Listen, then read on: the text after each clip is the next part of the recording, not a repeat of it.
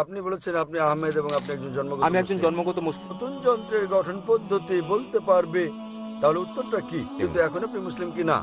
আমি অজ্ঞবাদী। ও, তো আপনি এখন ইসলাম ধর্ম ত্যাগ করেছেন? হ্যাঁ, আমি সন্দিহান। ওকে, সভ্যতার কথা বলুন, আপনি অন্য কিছু জানতে চাচ্ছেন। আমরা হ্যাঁ, এখানে আলোচনায় বসিনি, আপনি রুমে আসতে পারেন আলোচনার জন্য। আমরা যা জানি তার চেয়ে বেশি জানতো আমাদের সৌরজগৎ সম্পর্কে। ভাই ভাই ভাই, আপনার বিজ্ঞান সম্পর্কে জ্ঞান কম। গভীরগুলো কোরআনে কে সংরক্ষণ করেছেন? ব্যাবিলনীয়রা কি পবিত্র কোরআনের 100টি বিষয় সম্পর্কে জানতো? না, কারণ আমার প্রশ্ন হচ্ছে কি জন্য আমার আপনার অন্যান্য মুসলিম ও আমার কিছু বন্ধুর মতো বিশ্বাস নেই। যদিও আমি ইসলাম অনেকখানি অনুসরণ করি এবং উমরা করেছি, কিন্তু এখনো আমি ইসলামে নিষিদ্ধ বেশিরভাগ পাপ কাজ করি এবং মাঝে মাঝে আমি নামাজ ইত্যাদিতে অলসতা করি যা ইসলামে পালন করতে হয়। আমি অনেক বই পড়েছি অন্য ধর্ম সম্পর্কিত ও ষড়যন্ত্র তথ্য সহ, এবং ইউটিউবে আমি আপনার ভিডিও, প্রামাণ্যচিত্র ইত্যাদি দেখেছি এবং আমার মাথায় ঘুরপাক খায় অনেক প্রশ্ন আল্লাহ, রাসূল ও সমগ্র মুসলিমদের ব্যাপারে। এবং মূলত সবচেয়ে গুরুত্বপূর্ণ প্রশ্ন হচ্ছে, আপনি কোনো বিতর্ক কিংবা প্রশ্নোত্তরে বলেছেন আল্লাহ হচ্ছেন স্রষ্টা এবং তিনি অসৃজিত, কিন্তু আমার উপলব্ধি যার সৃষ্টি হয়নি তার অস্তিত্ব কিভাবে সম্ভব? তথাপি তিনি থাকলে কেমন করে আমরা তাকে বুঝবো, কিভাবে তাকে দেখব বা তার কথা শুনবো বা তাকে ভয় করব, কিন্তু তার অস্তিত্ব জানবো যেহেতু তিনি সৃষ্টি হননি? এটা আমার প্রশ্নগুলোর একটি। ভাই আহমেদ বললেন যে তিনি জন্মগত মুসলিম, তিনি এসেছেন ইরাক থেকে। তিনি কোরআন পড়েছেন, অন্যান্য বইও পড়েছেন, কিন্তু তিনি অনেক পাপ করেছেন। তিনি বিশ্বাস করেন, মাঝে মাঝে তিনি অজ্ঞেয়বাদী হয়ে পড়েন এবং প্রার্থনায় আলস্য করেন।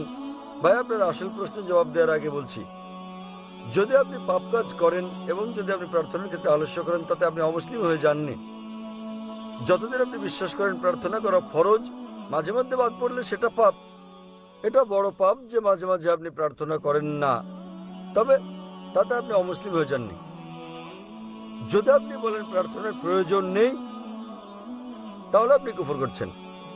তবে যদি আপনি মাঝে মাঝে পাপ করেন, কখনো ছোটখাটো পাপ, কখনো বড় পাপ, তখন এটা হারাম, অর্থাৎ নিষিদ্ধ, কিন্তু তা আপনাকে ইসলামের বাইরে ঠেলে দেয় না। মাঝে মাঝে শয়তানের ওয়াসওয়াসায় আপনাকে বলে, ও তুমি মুসলিম, কিন্তু ইসলামের এটা ঠিক নয়, এটা ভুল, এবং এটা মানুষের মনকে বিক্ষিপ্ত করে দেয়। সে সময় আপনার ঈমান দুর্বল হয়ে পড়তে পারে। তবে এসব আপনার ভাবা উচিত নয় যে আপনি অমুসলিম। আপনার প্রশ্ন অনুযায়ী যা আমি আমার লেকচারে বলেছি, এবং আপনি ঠিক, যে সর্বশক্তিমান ঈশ্বর হচ্ছেন স্রষ্টা, কিন্তু নিজে সৃষ্ট নন। আপনি জিজ্ঞেস করেছেন কিভাবে অসৃষ্টকে, কিভাবে আমরা অসৃষ্ট জিনিস দেখি, কিভাবে এটা সম্ভব।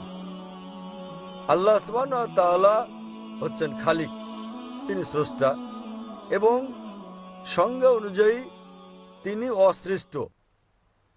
কারণ সচরাচর মানুষ বলে, যখন তারা যৌক্তিকভাবে প্রমাণের চেষ্টা করে, সবকিছুরই স্রষ্টা আছে।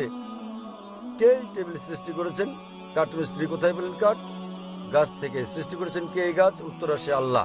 অর্থাৎ যখন অনেক লোক চেষ্টা করে কোনো নাস্তিককে বোঝাতে, তখন তারা বলে সবকিছুরই স্রষ্টা রয়েছে, আর তখন তারা পড়ে ফাঁদে।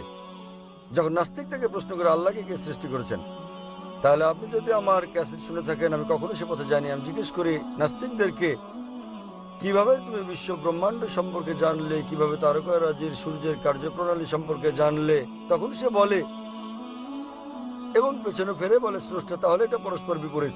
যদি আপনার জানা থাকে কিভাবে যুক্তি দিতে হয়, আপনি এই সমস্যা নিয়ে কখনোই নাস্তিকের ফাঁদে পা দেবেন না। মুসলিমরা, বিশ্বাসীরা আল্লাহকে সৃষ্টির ব্যাপারে বলেন সংজ্ঞাগতভাবে আল্লাহ হলেন অসৃষ্ট। এবং যদি আপনি প্রশ্ন করেন আল্লাহকে কে সৃষ্টি করেছেন, যদি আমার লেকচার শুনে থাকেন, আমি উত্তরটা দিয়েছি। ধরেন এক ব্যক্তি এসে আমাকে বলল যে আমার ভাই জন। হ্যাঁ, আমি জানি, আমি দেখেছি, আমি শুনেছি, তবে আমি বলতে চাই কিভাবে তিনি বিরাজ করেন সেটাই আল্লাহ, যদি তিনি অসৃজিত সেটাই হন। আপনিও আল্লাহর মধ্যে তফাৎ। তিনি কিভাবে বিরাজমান, মানে তিনি বিরাজিত ছিলেন পূর্ব থেকে, তার কোনো শুরু নেই। আপনার এবং আমার শুরু আছে মানুষের বেলায়, আর সেটাই আমাদের ও আল্লাহর মধ্যে পার্থক্য। আপনি বলতে পারেন না যে আল্লাহকে আমাদের মতো হতে হবে। যদি আল্লাহ আপনার আমার মতো হন, তাহলে তার ইবাদত করবো কেন? তাই আপনি কি বিগ ব্রাদারের ঘটনা কখনো শুনেছেন? এটি ব্যবহৃত হয় বিভিন্ন ক্ষেত্রে ও রাজনৈতিক কার্যকলাপে জনসাধারণকে নিয়ন্ত্রণ করতে। এই ধারণায় অনেক দেবদেবী যুক্ত করে পরবর্তীতে এটিকে একটি একেশ্বরবাদী ধর্মে পরিণত করা হয়েছে বিষয়টিকে সহজ করার বিগ জন্য। ব্রাদার আমি কখনো শুনি বিগ ব্রাদার ধর্মের নাম। এটি একটি ধর্ম, এটা হচ্ছে একটি মতবাদ, একটি ধারণা, মূলত উদাহরণ। এতে কি বলা হয়েছে? কি এই ধারণায় কি বলা হয়েছে? এতে কি বলা হয়েছে সেটা হচ্ছে, যখন আপনার একজন বড় ভাই থাকে, আপনার জীবনযাপন নির্বিঘ্ন হয়, যখন সার্বক্ষণিক দেখাশোনার জন্য আপনার কেউ থাকে, সবসময় আপনাকে বোঝেন, রক্ষা করেন, আপনার সঙ্গে থাকেন এবং আপনি তার সঙ্গে কথাও বলতে পারেন, যদিও তিনি কখনো আপনার সাথে কথা বলেন না, থাকতে পারেন আপনার স্বপ্নে ইত্যাদিতে, ফলে আপনার জীবন ধারণ সহজ হয়, যার কোনো বিগ ব্রাদার নেই এবং সব কাজ সহজে নিয়ন্ত্রণ করেন না এবং পুরোপুরি স্বাধীনতা ভোগ করা বড় শাসক ব্যক্তির জন্য বিপজ্জনক। এতে কি বলা হয়েছে আমি জানি না। বিগ ব্রাদার থাকতেও পারেন, বিগ ব্রাদার নাও থাকতে পারেন, তাতে কি? তাতে কি এসে যায় ইসলাম এবং আল্লাহর? তাতে কি এসে যায়? কারণ মূলত আল্লাহ সবসময় আপনার খেয়াল রাখছেন। তিনি তাহলে আপনি কি বলতে চান আল্লাহ একজন বড় ভাইয়ের মতো? একেবারেই আপনার সুরক্ষার জন্য আপনি তাকে ব্যবহার করছেন, আপনি তাকে ছেড়ে দেবেন না। আপনি জানেন আমি কি বলছি। দেখেন, এটা হচ্ছে একটা হাইপোথিসিস, এটা হচ্ছে একটা ধারণা। যদি আপনি শুনে থাকেন কিভাবে আমি বুঝাই কোন নাস্তিককে, যদি আপনি আমার উত্তর শোনেন, আপনি বলেছেন আমি অজ্ঞবাদী, আপনি নাস্তিক, হ্যাঁ, আমার প্রথম কাজ হচ্ছে আমি তাকে অভিনন্দন জানাই। কি? আমি তাকে অভিনন্দন জানাই। হ্যাঁ আপনি কি হ্যাঁ আমার উত্তর শুনেছেন? হ্যাঁ, আপনি তাকে অভিনন্দন জানান। তবে আমি কোনো নাস্তিকের সঙ্গে আপনার বিতর্ক দেখিনি, আমি কেবল কিছু প্রশ্নের জবাব দিতে দেখেছি। ফাইন, তাহলে কি আপনি নাস্তিকের উত্তর শুনেননি? না, তবে আমি ডেভিড উইলিয়াম ক্যাম্পবেলের সঙ্গে আপনার বিতর্ক দেখেছি এবং ডেভিড উইলিয়াম ক্যাম্পবেল তো নাস্তিক নন। জি জি যখন কোনো নাস্তিক আমাকে বলে তিনি আপনার মতো বিগ ব্রাদার তত্ত্বের মতো ঈশ্বরে বিশ্বাস করেন না, হ্যাঁ এবং আপনি এই তত্ত্বে বিশ্বাস করলে আমি আপনাকে জিজ্ঞেস করব, প্রথম কাজ হচ্ছে আমার নাস্তিককে অভিনন্দন জানানো। কেন জানেন? হ্যাঁ, কারণ তারা ভাবে এবং তারা অনুসরণ করে না যা তাদের পিতামাতার করে এবং যে না জাতীয়। না, আমি তাকে অভিনন্দন জানাই কারণ তিনি অন্ধবিশ্বাস করেন না। অন্যরা অন্ধবিশ্বাস করছে। তিনি খ্রিস্টান কারণ তার পিতা খ্রিস্টান, তিনি হিন্দু কারণ হ্যাঁ। তার পিতা হিন্দু, বেশিরভাগ মুসলিমের পিতা মুসলিম হওয়ার কারণে মুসলিম। তিনি ভাবছেন, তিনি বলছেন কোনো ঈশ্বর নেই। তিনি বলছেন ইসলামী শাহাদার প্রথম অংশ লা ইলাহা। যে কারণে আমি তাকে অভিনন্দন জানাই তা হচ্ছে তিনি বলছেন প্রথম অংশ ইসলামী শাহাদার, ইসলামী রীতির লা ইলাহা। কেবল যে জিনিসটা আমাকে করতে হবে তা হচ্ছে ইল্লাল্লাহ, যা আমি করবো ইনশাল্লাহ। তাই যদি আপনি আমার উত্তর শুনে থাকেন, একজন নাস্তিক নাস্তিক হয়েছেন কারণ তিনি বিজ্ঞানে বিশ্বাস করেন, যুক্তিতে বিশ্বাস করেন। অথবা আমি তাকে জিজ্ঞেস করি, যদি তার সামনে একটি যন্ত্র আনা হয় যা বিশ্বের কেউ কখনো আগে দেখেনি, এবং যদি এই প্রশ্ন করা হয় যে কে সর্বপ্রথম এই নতুন যন্ত্রের গঠন পদ্ধতি বলতে পারবে, তাহলে উত্তরটা কি? অবশ্যই এর স্রষ্টা, এর উৎপাদনকারী, এর নির্মাতা। স্রষ্টা, উৎপাদনকারী, প্রস্তুতকারী। তাহলে যখন আমরা তাকে জিজ্ঞেস করি যে কিভাবে এই পৃথিবী সৃষ্টি হলো, তিনি বিগ ব্যাং এর কথা বলবেন। তিনি যা বলবেন তা 1400 বছর আগে উল্লেখ করা হয়েছে কোরআনে, সূরা আম্বিয়া অধ্যায় নম্বর 21 আয়াত নম্বর 30। أولم يرى الذين كفروا أن السماوات والأرض كانت رتقا فتقناهما। অবিশ্বাসীরা কি দেখে না আসমান ও জমিন একত্রিত ছিল এবং আমি তাদের পৃথক করেছি? এটা আপনারা জেনেছেন 50 বছর আগে কোরআনে এটা উল্লেখ করা হয়েছে, 1400 বছর আগে। কে উল্লেখ করতে পারেন? ঠিক আছে, বিভিন্ন সভ্যতা 2000 বা 5000 খ্রিস্টপূর্ব সালে, ইসলাম কিংবা খ্রিস্ট ধর্মের আগে, সে সময় বিভিন্ন সভ্যতা ছিল, তারা জ্যোতির্বিজ্ঞানে পারদর্শী ছিল এবং তারা এখন আমরা যা জানি তার চেয়ে বেশি জানতো আমাদের সৌরজগৎ সম্পর্কে। ভাই ভাই ভাই, আপনার বিজ্ঞান সম্পর্কে জ্ঞান কম, গভীর নয়। আমি একমত। এমন কিছু বিষয় রয়েছে যাকে বলা হয় হাইপোথিসিস। উদাহরণস্বরূপ আমরা জানতে পেরেছি, আমাদের কাছে প্রমাণ আছে যে পৃথিবীকে ডিম্বাকৃতি বলা হয়েছে 1577 সালে। আমি জানি যে খ্রিস্টপূর্ব 600 সালে পিথাগোরাস ছিলেন যিনি বিশ্বাস করতেন যে পৃথিবী ডিম্বাকৃতি। পিথাগোরাস বিশ্বাস করতেন পৃথিবী ডিম্বাকৃতি। তিনি এও বিশ্বাস করতেন পৃথিবী মহাবিশ্বের কেন্দ্রবিন্দু, যেটা ছিল ভুল। আপনি আমাকে এমন একটা সভ্যতা দেখান যা কোরআনে বর্ণিত সবকিছু বিশ্বাস করত। আমি আপনাকে চ্যালেঞ্জ করছি, আপনি যা বলেছেন, আপনি কি বোঝাতে চান? কোন ব্যক্তি ছিলেন যিনি বলেছেন ঠিক আছে, এই সভ্যতার 100টি জিনিসের মধ্যে 2টো জিনিস ঠিক, 100 জিনিসের মধ্যে 5টি জিনিস ঠিক। এই 100-র মধ্যে যাচাই বাছাই কে করতে পারেন? আর কেউ নন, স্রষ্টা।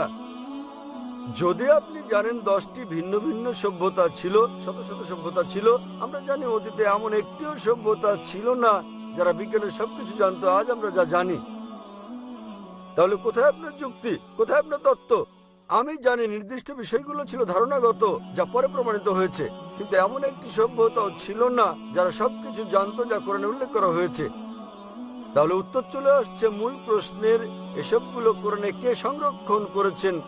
1400 বছর আগে কেউ কি পারত বলতে? ঠিক আছে, 100 জিনিসের মধ্যে 3টি ঠিক, এই 100-র মধ্যে 2টো ঠিক, এই 100-র মধ্যে এটা সম্ভব নয়, গাণিতিকভাবে এটা সম্ভব নয়। Well, আপনি অতিরিক্ত কোনো বিষয়ের ধারণা দেননি। আমি বুঝাতে চাই জ্ঞানী শক্তি এবং ভাই, আমি আপনাকে একটা সহজ প্রশ্ন করেছি, এখানে বিতর্ক করতে আসিনি। হ্যাঁ, আমি আপনাকে একটা প্রশ্ন করছি, এমন একটা সভ্যতার কথা বলুন আপনি অন্য কিছু জানতে চাচ্ছেন। আমরা হ্যাঁ। এখানে আলোচনায় বসিনি, আপনি রুমে আসতে পারেন আলোচনার জন্য। আপনি প্রশ্ন করবেন, আমি আপনাকে উত্তর দেব। আপনি পুরনো সভ্যতার কথা বললেন, আমি বললাম ঠিক বলেছেন, তবে 100-র মধ্যে 98টি ছিল ভুল। তাই আমি আপনাকে জিজ্ঞেস করি, কে এসব কোরআনে উল্লেখ করেছেন? আপনি এখন অন্য কিছু হ্যাঁ, বলছেন। হ্যাঁ, আমি আপনাকে সাধারণ প্রশ্ন জিজ্ঞেস করছি, 2 যোগ 2 সমান কত? আপনি বলছেন, আমি বলছি 3 গুণ 3 সমান কত? আমি আপনার নাম জিজ্ঞেস করছি, আপনি বলছেন আপনি কোথায় থাকেন। হ্যাঁ। আমি আপনাকে একটা সাধারণ প্রশ্ন করছি, আমাকে একটা সভ্যতার নাম বলেন যার সবকিছু ছিল যা কোরআনে উল্লেখ আছে। আপনি একটুও জানেন কিনা, হ্যাঁ কিনা? ওয়েল, সবকিছু অবশ্যই নয়। এমনকি 10%ও নয়। কেন? বেবিলনীয়রা তো জানতো কিছু গ্রহ সম্পর্কে এবং এই ধরনের। কোরআনে কেবল গ্রহের কথাই বলা হয়নি, কোরআনে হাজারো জিনিসের কথা বলা হয়েছে। ধরেন 1000 জিনিস কোরআনে আছে, এই 10% সমান 100টা জিনিস। ব্যাবিলনীয়রা কি পবিত্র কোরআনের 100টি বিষয় সম্পর্কে জানতো? না, কারণ তারা পারতো। আপনি জানেন না, তারা 5-6টি জিনিস জানতো। পার্সেন্টেজের হিসেবে খুবই কম। অবশ্যই। তাহলে কোরআনের রচনাকারী হতে পারেন কে? সৃষ্টিকর্তা ছাড়া কোনটি ঠিক কোনটি ভুল জানার জন্য বর্তমানে বিজ্ঞান সুপ্রতিষ্ঠিত করেছে ব্যাবিলনীয়দের উল্লেখিত ধারণা। অনেক শতাব্দী পর আজ প্রমাণিত হয়েছে। তাহলে অতীতে ছিল এগুলো শুধুমাত্র ধারণা, যার মধ্যে অনেকগুলো বাতিল হয়ে গেছে, কয়েকটি গৃহীত হয়েছে।